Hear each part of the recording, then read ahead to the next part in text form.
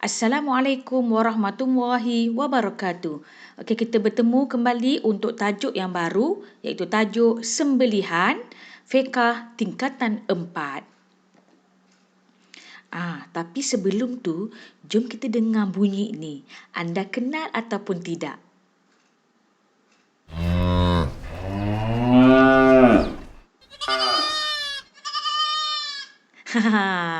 Anda kenal?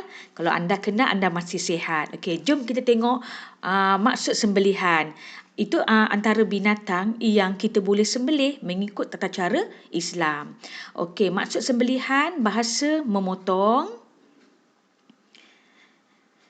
Dari segi istilah, menyembelih binatang yang halal dimakan dagingnya dengan cara memutuskan urat halkum dan urat marih. Hukum sembelihan. Hukum sembelihan adalah wajib supaya halal dimakan dagingnya. Jom kita tengok urat sembelihan. Ada dua urat iaitu urat halkum dan juga urat marih.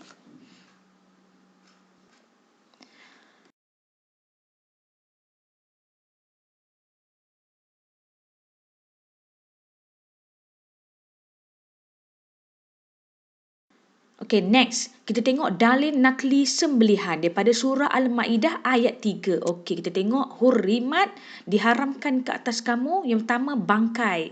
Al-Maitah. Waddam, darah yang mengalir. Walahmul khinzir, daging babi ataupun daging khinzir. Wama uhilla li ghairillah, iaitu ataupun sembelih yang bukan kerana Allah.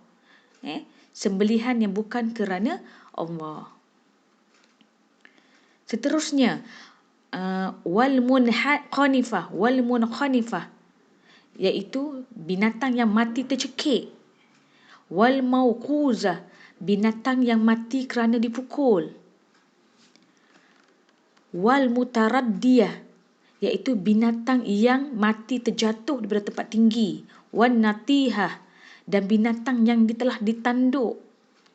Dan juga apa-apa binatang yang dimakan oleh binatang buas, kecuali kamu sempat menyembelihnya. Rukun sembelihan ada 3, iaitu penyembelih, binatang sembelihan dan juga alat sembelihan.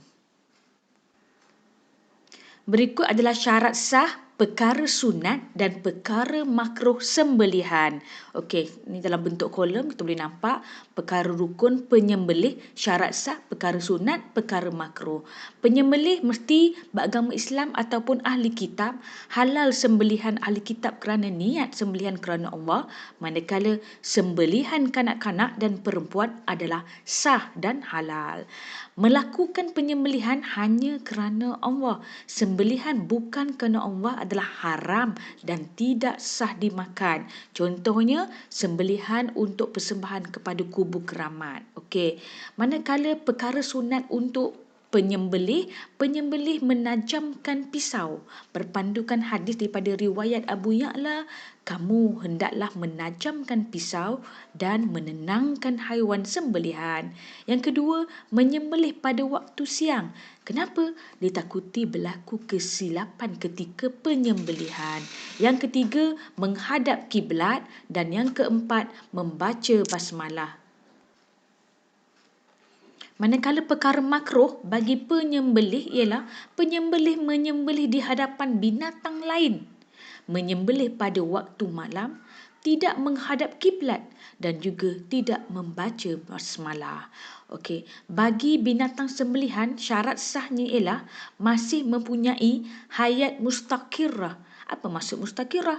Iaitu haiwan yang masih mampu bergerak dengan bertenaga. Jika binatang yang disembelih hampir mati, tidak halal dimakan. Okey, yang kedua, mesti putus urat halkum iaitu saluran pernafasan dan juga urat marih iaitu saluran makanan. Dengan memutuskan kedua-dua urat ini dengan segera, binatang akan mati dengan cepat. Okey. Manakala perkara sunat bagi binatang sembelihan, kita hendaklah membaringkan binatang sembelihan pada rusuk kiri.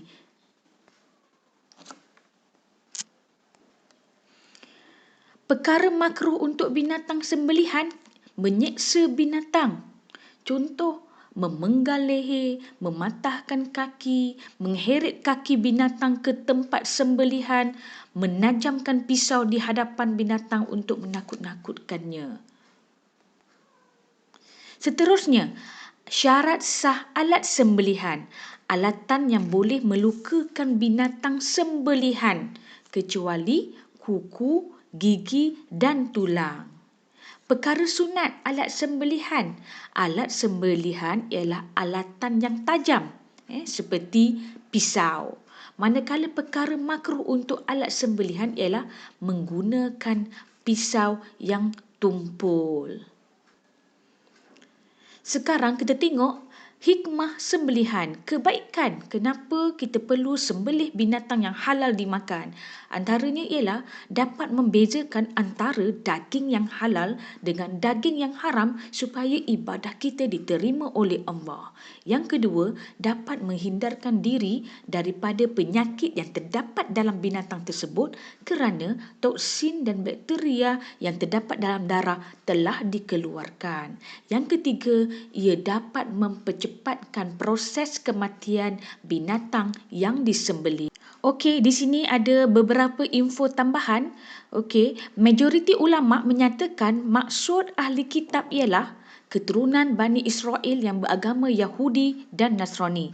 Okey, seterusnya, janin yang mati selepas ibunya disembelih atau mati dalam perut atau lahir dalam keadaan bukan hayat mustaqirrah halal dimakan dagingnya. Manakala penggunaan water stunner dalam proses penyembelihan ayam adalah harus. Penggunaan electrical stunning dalam penyembelihan lembu adalah harus. Ia menurut Muzakarah Jawatankuasa Fatwa pada tahun 1988.